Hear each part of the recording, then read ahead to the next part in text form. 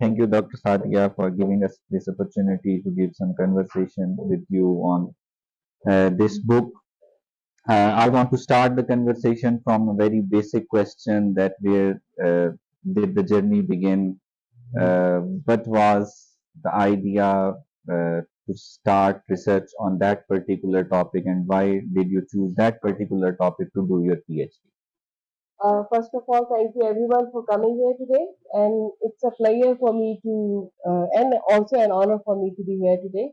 Well, this book is actually my PhD thesis, uh, and the topic was it took around 2 years for me to come to this topic because my supervisor, I had worked with him during my MPhil as well. He wanted me to continue my work from MPhil on regional integration, but my interest in extremism is way back for since 2003 when I worked for the first time on rise of extremism in South Asia on UNESCO scholarship, for which I went to Leipzig University, Germany, and Dr. Altaf was also there, who helped me a lot during that time.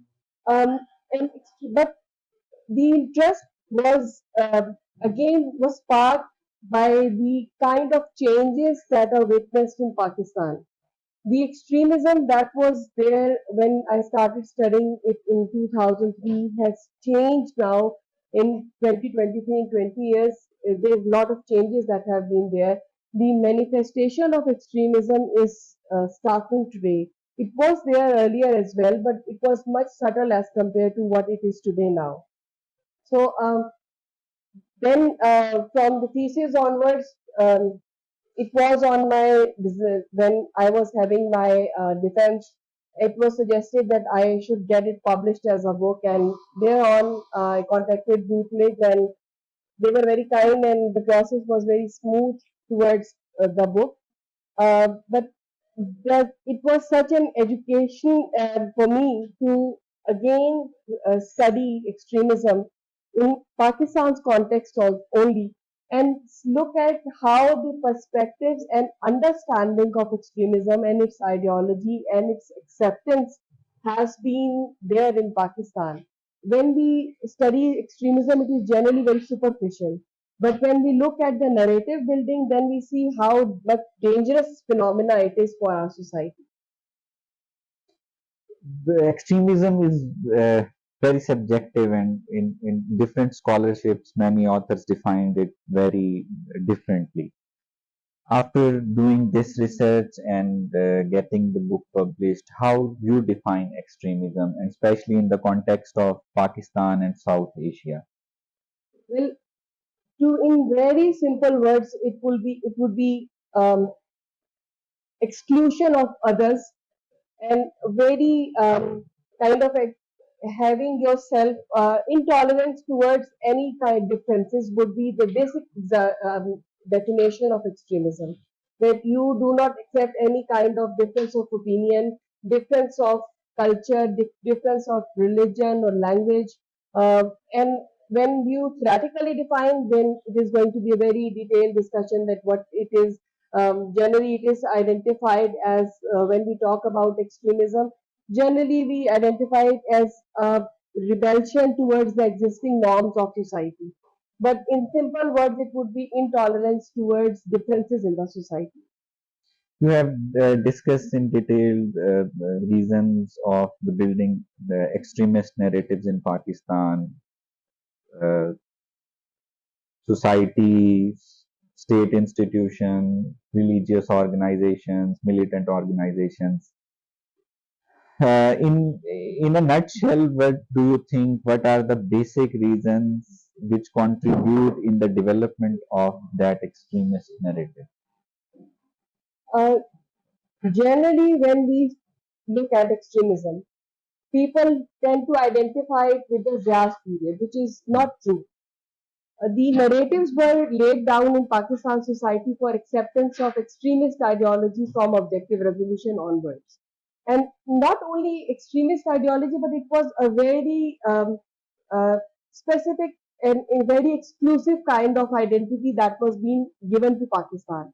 And later on, through different legislations, by different policy infrastructure, legal framework.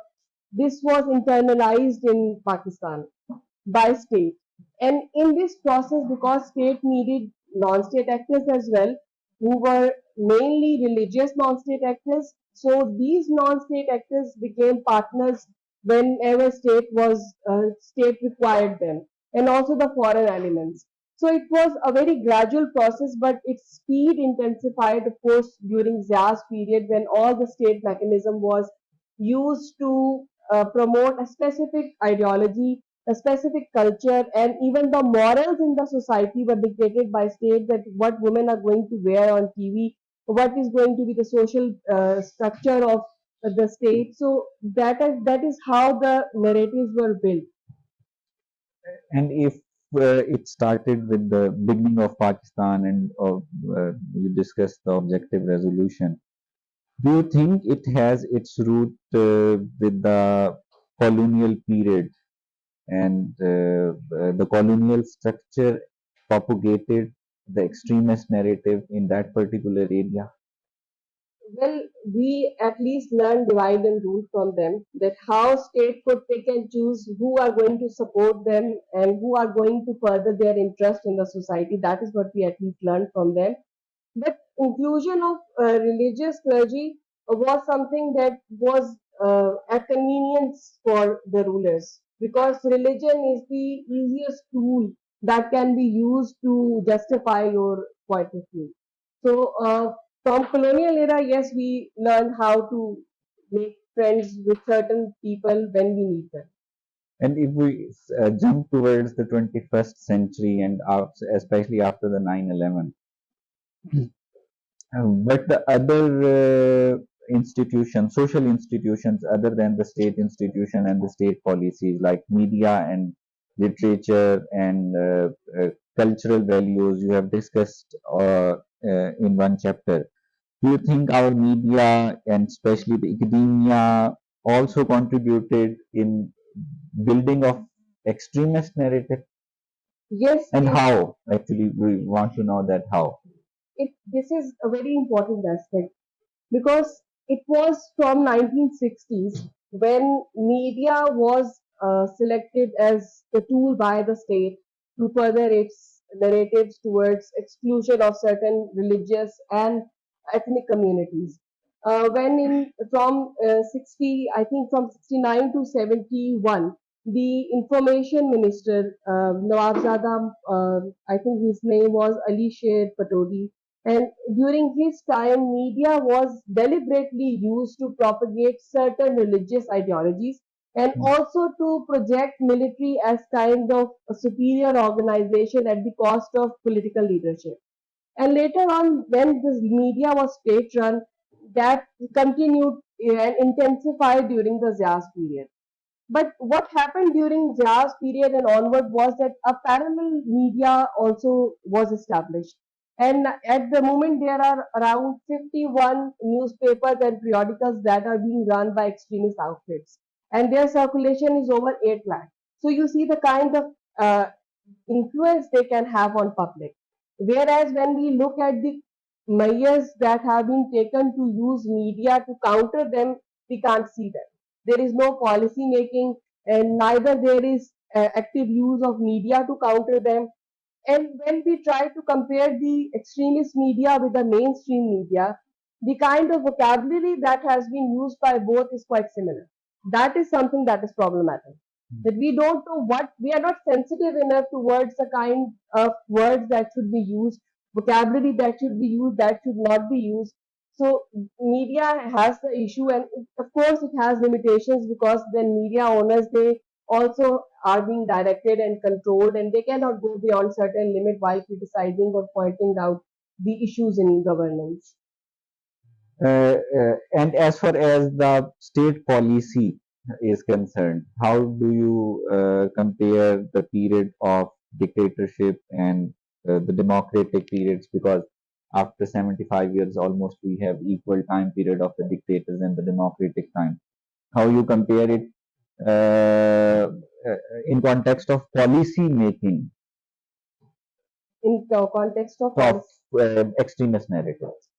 Well, there is not much difference because you see, when we try to compare the military rule and the civilian rule.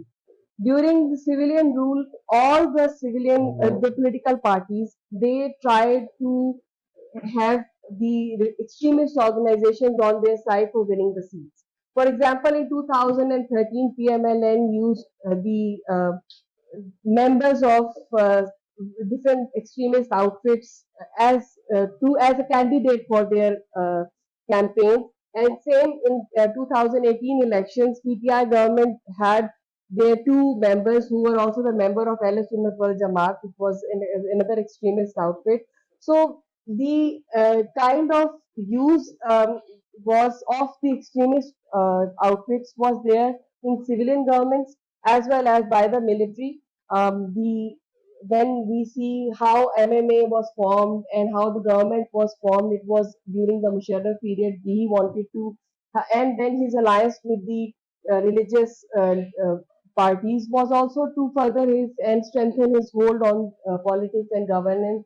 Same the political parties have been doing. When Ziaul Haq was succeeded by the political parties, there was no change towards religious or extremist outfits. They remained part of government. So as far as military or civilian leadership is concerned, there is not much of difference. And what is the difference in building of extremist narrative?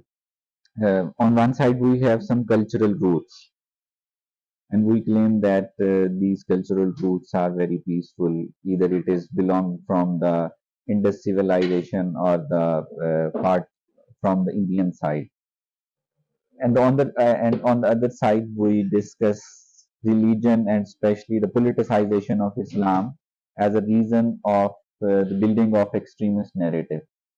How you compare our cultural roots and the politicization of Islam, and when Islam was coming to the subcontinent, and when the politicization of Islam begins, especially in Pakistan. So these are two different components. One is cultural component, the other is religious component, and majority of time we mix it together for some political reasons or the political benefits. How do you see these two roots in the development of extremist narratives in Pakistan? When we look at the culture, it has been deliberately suppressed, right?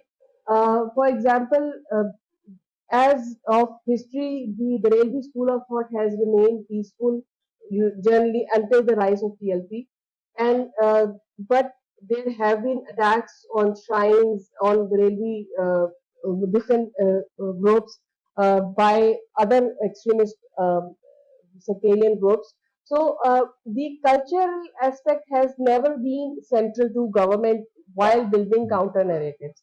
Whereas the extremist organizations and elements, they have used culture to their own benefit. For example, if we look at TTP, Taliban have used the Pashtun culture to their benefit, while the government has not used the culture towards building counter narratives, whereas religion has been selectively used, and only particular religious interpretation has been used to further their own agenda of prolonging the rule. So it has always been a choice of state to choose religion, and also within religion only a specific interpretation which will suit them and which will enable them to prolong their rule. Whereas culture has always been suppressed, the shrines have been attacked, then the cultural different events were attacked, and then there were many reports which showed that different musicians and artists, they had to leave their professions, especially in KPK region and in Pata, because they were not allowed and their voices were not heard, and performing arts were suppressed. So culture has not been protected, or there have been no effort from the state to protect culture at the cost of promotion of a specific religious interpretation. And particularly if we talk about the academia, because you have discussed in the development of extremist narrative, our syllabus, curriculum, how it is designed, and how it is supporting in the development of extremist narratives. what you see in this scholarship and when you evaluate our curriculum and the academia side? Uh, like I mentioned earlier, use of media and academia, it has been a very convenient tool, and it has been a very effective and dangerous tool as well. Starting from 60s onwards, the syllabus was altered, and especially during Zia's period, it is documented that within first 2 years, over 800 changes were made in the basic syllabus of primary school. So, and those changes were made to create us versus them. The concept of other belonging to other religious communities, sectarian communities. So that is how the syllabus has been altered. But the problem is the academia at university level still has resilience, and it has shown, it has at least tried on campus to give the other perspective to the students. But when the students coming from the same primary, secondary, and higher education system, they come to university, there is not a lot that can be done at that time. So the problem lies in our educational system starting from primary level, which syllabus has completely been altered. For example, according to one study, the syllabus of 60s and 70s was much more liberal than of 2000s and earlier period. So by when we talk about liberal, it means that it included other religions and culture, and the history also studied the Hindu empires in this area, whereas the latest the changes in syllabus, they focus on the different Islamic victories and the warriors. So these are the kind of changes that have an impact, giving the clear division of us and them. That is how academia has been maneuvered, and they have been the syllabus is the actual issue. And of course, it is not, there does not seem any effort from the government to look at that side. And if we move towards the counter narratives, why these counter narratives or the effort of counter narratives are not effective as much as the extremist narrative? Well, you see, in Pakistan, extremism was defined by the government in 2018, right? And earlier than 2018, they were dealing with it under same umbrella of violence and terrorism. There was no different identification for what is extremism. And even today, the identification of what they mean when they talk about extremism is not clear. Government has taken some initiatives which have been, if we divide them, they can be divided them as military operations. Military means policy initiatives, there are legal measures, but and there are some social initiatives as well. But the majority of legal framework and policy initiatives, they look at the violence only, right, to counter extremism. And they do not look at anything beyond violence. And to counter violence, what has been used is use of force, and military means were adopted. So the counter narrative that they tried to build was actually to give more power to military to carry out military operations, and also to military again to build the social initiatives, because majority of social initiatives like in media, like songs and dramas, they were made by ISPR. When you are party to a conflict, you cannot claim to be the neutral party and build counter narrative at the same time. It cannot be done so. There were some limited initiatives are taken under HEC, and one of the most prominent one was Rame Pakistan. But then the appeal of Rame Pakistan was very limited because it was not disseminated. There were no notable messengers who could take the message of Rame Pakistan to general population, and your one of the biggest party PTI abstained from signing that as well. So the counter narratives were never built and never meant to be implemented. Only that part of narratives were being implemented which cater to the military needs only, which only tried to look at the violence in the society. None of the initiatives that dealt with the problem of syllabus, media, the lack of freedom towards culture, they were not addressed. And none of the policies were implemented to regularize sermons in the mosque, educate the people at the grassroots level, use community for building resilience among people. So, other than the military operations, none of the counter narrative efforts were actually implemented. That is the issue. But the other social institutions other than the state or the state institutions, they are also not working for the development of counter narrative. Religion is not working, family system is not working, the mob violence is increasing day by day. So it's mean there is some other problems in the society or the interpretation of culture or the extremism in that particular society, which is uh, uh, where the extremism or the violence is increasing. So the civil society is also not playing their part. No, actually, civil society has taken some steps. When we look at, there have been very small scale initiatives that were taken by civil society and they have shown impact. Especially in KPK region, there have been Aware Girl program, Renaissance Foundation's work, and there have been other works which actually led to uh, education of girls at a small scale. And for the first time, because of the program that was an Aware Girl, a woman was being elected within KPK from her particular constituency. She was the first woman to be elected.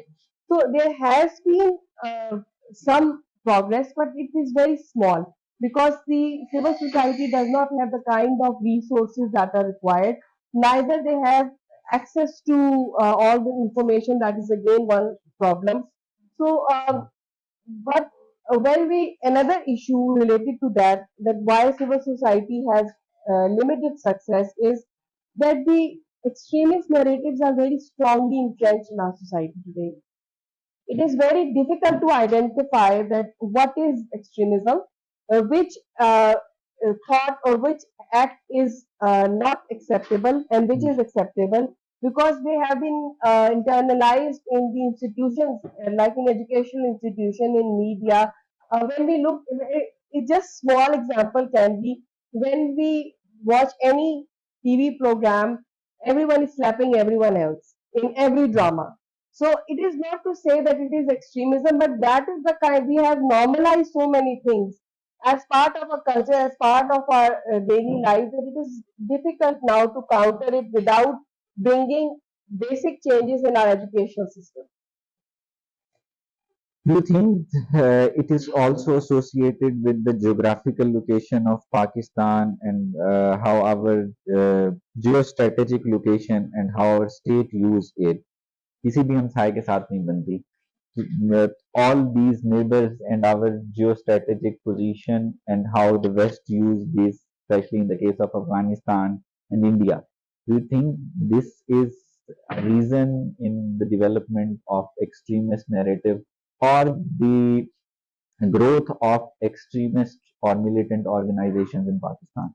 Well, our location is one of the factors, but not because of only location, but because of the religious composition of Pakistan as well. Hmm. Because of the Shia and Sunni population residing at the same time, we have been influenced by Saudi Arab, UAE, Iran, and then also America at the same time.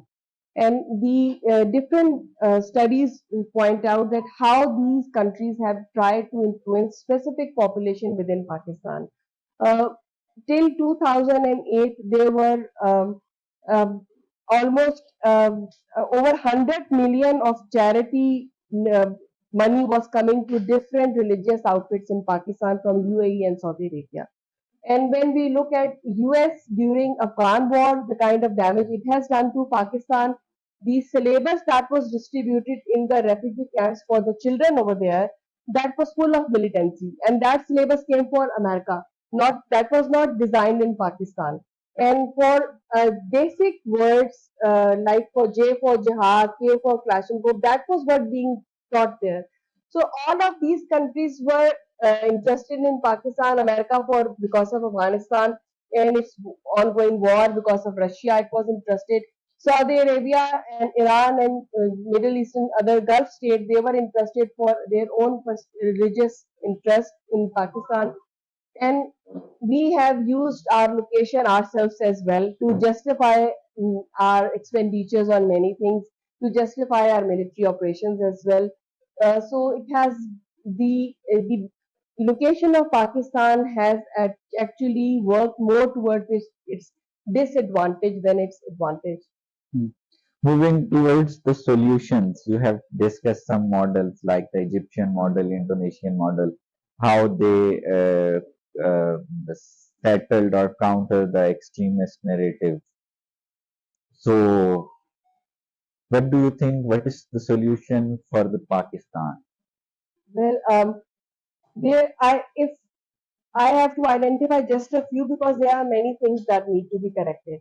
But if we look at immediate correction, of course, education system is something that we need to focus. But another thing that I want to highlight is the police reforms. Because wherever the research shows that wherever police has been part of counter militancy, counter extremism, counter terrorism operations, they have worked much better than military. Hmm. And in Pakistan, the police role has been overlapping with many other organizations. For example, in Karachi, they have to share their power with rangers, and then there is no designation of power that which responsibility is for which organization. Then in Balochistan, other than a few cities and towns, that is almost 10% of total Balochistan, police cannot go and work in other areas. They are being controlled by FC or the local warlords. So until we give more power and training and resources towards police, and they are allowed to work instead of military, which is very difficult. It is very difficult to point out extremist tendencies at the earlier stages if police is not involved. Then inclusion of women is again very important, which has been repeatedly said. And lastly, most important thing is that within civil society there is counter narrative available. If we see the events in late 2022, when in Swat and Parachanar area, when again the resurgence of TTP was again there, the locals, along with the local political parties, they had held peace protests against these terrorist organizations. And still, government, instead of using that counter narrative, they tried to look away from them, give them least media coverage. They did not try to include them in the process of counter narrative building. So until and unless when these civil society movements are given due importance by the government, how they are going to access to general population when they deliberately try to overlook and shy away from them, and they are saying that terrorism is not acceptable to us. And do you think steps like National Action Plan and NECTA, the counter-terrorist organization, which our military organizations developed with the help of police and rangers and other organizations, these are successful in developing a counter strategy against extremism in terms of counter the extremism. uh, which what should come Like, and NECTA and National Internal Security Policy, these all have pointed out to the right issues. But the problem is in implementation only. hmm, Because they did identify the regulation of madrasas, but how many? Only I think there are over 32,000 madrasas in Pakistan today, but less than 20,000 are registered, and they are not regulated. But unless these are the issues that have been identified by different programs, they are actually implemented. Other than military, there is no use of any making any policy only.